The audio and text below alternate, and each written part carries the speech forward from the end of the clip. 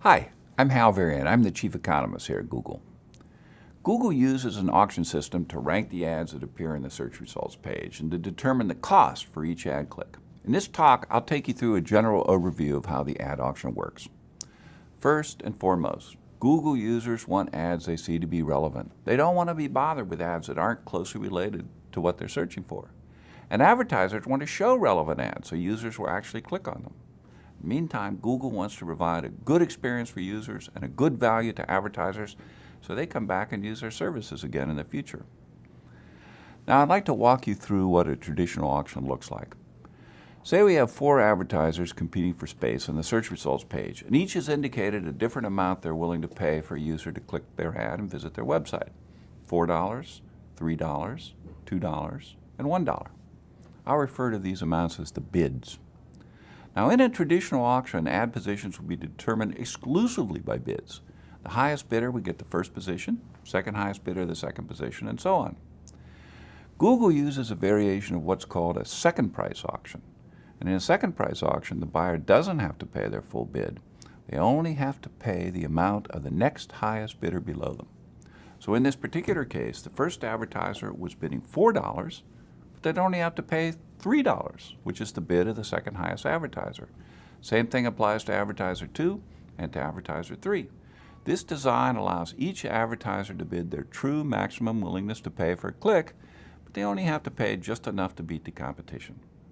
Now, in our Google auction, advertisers only have to pay when they actually receive a click, and the order isn't based just on bids. Why? Because we want to show more useful ads in a higher position on the results page. Because users want to see relevant ads. Advertisers want to present relevant ads to users, and Google wants both advertisers and users to have a good experience so they come back and continue to use our system. So we consider some other factors in addition to an advertiser's bid. The first factor is your expected click-through rate. This is our prediction of how often your ad will be clicked on when it's shown. All across Google, we rely on user feedback to drive decision making, and user click-through rates tell us what Google users really respond to. By allowing users to vote with their clicks, we have millions of people who are helping us to decide which ads are best for each search query. The next factor is your ad's landing page experience. An ad is only useful to a user if the landing page it leads to helps them find what they're looking for. A highly relevant landing page yields a higher score. What does a high-quality landing page look like? Well, it should have relevant and original content that helps a user complete their task. It should be easily navigable and be transparent about the nature of your business, how your site interacts with a visitor's computer, and how you intend to use a visitor's personal information. Another factor that's involved is ad relevance. Google determines ad relevance by analyzing the language in your ad to determine how well it relates to the query. This is a way to measure the ad's relevance to the user's search and to make sure that only useful ads are shown.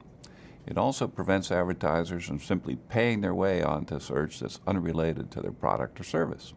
Your expected click-through rate, the landing page experience, and the ad relevance are all factors that describe the quality of your ad. We also consider the expected impact of any ad formats that may show with your ad.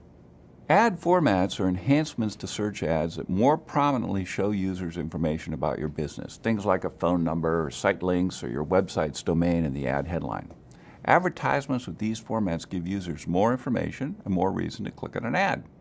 So Google combines your bid with multiple quality factors, the click-through rate, the landing page, the ad relevancy, as well as the expected impact of ad formats to calculate a score for your ad called ad rank. Let's go back to our 4 sample ad buyers and see how their ad rank compares. Here are 4 advertisers. They're bidding $4, $3, $2, and $1. Their ads had different quality: low, high, high, and medium. They also implied different formats with varying impact. First ad doesn't have any formats enabled, so it has no expected format impact. The second ad is only eligible for one format and has a low expected format impact. And the third is eligible for several extensions and garners a high expected impact, and for the last ad, it's medium. So in this example, the first ad has an ad rank of 5. Next ad has an ad rank of 15. Third has an ad rank of 20, and the last ad has an ad rank of 8. It's this ad rank score that determines ad position on the results page. And in addition, only ads with sufficiently high rank appear at all.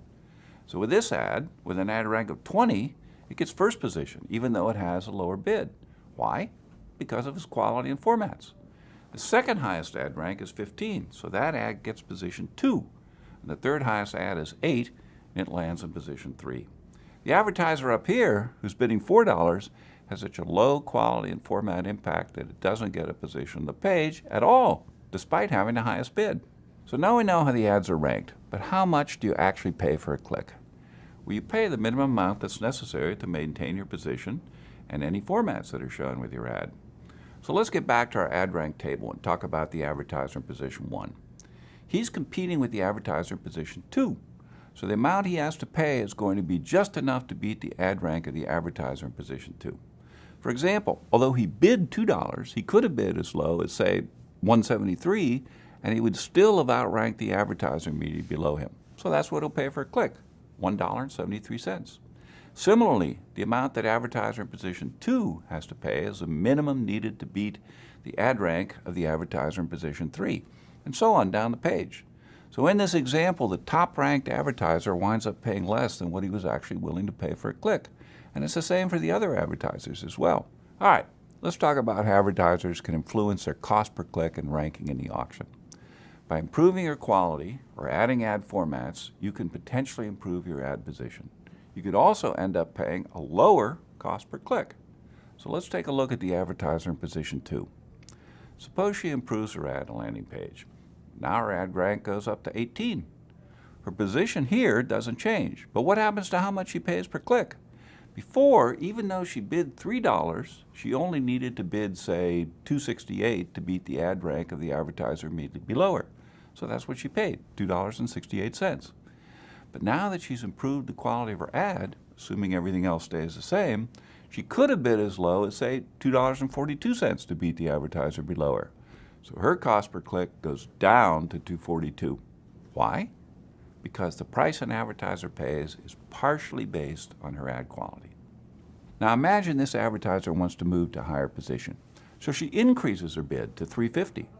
Now her ad rank goes up to 23. That's enough to give her a highest ad rank and to move her into position 1. And what does she pay? The amount that would be just enough to beat the ad rank of 20 below her. Assuming everything else stays the same, that might be, say, $3.38 in this particular case. So to wrap up, why do we handle ad ranking and pricing this way? Like I said at the beginning, it all goes back to the ecosystem Google, our users, and our advertisers all live in.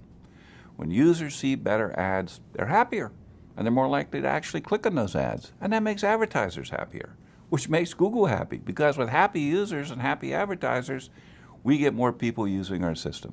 If you have more questions or want more information, please visit adwords.google.com/support.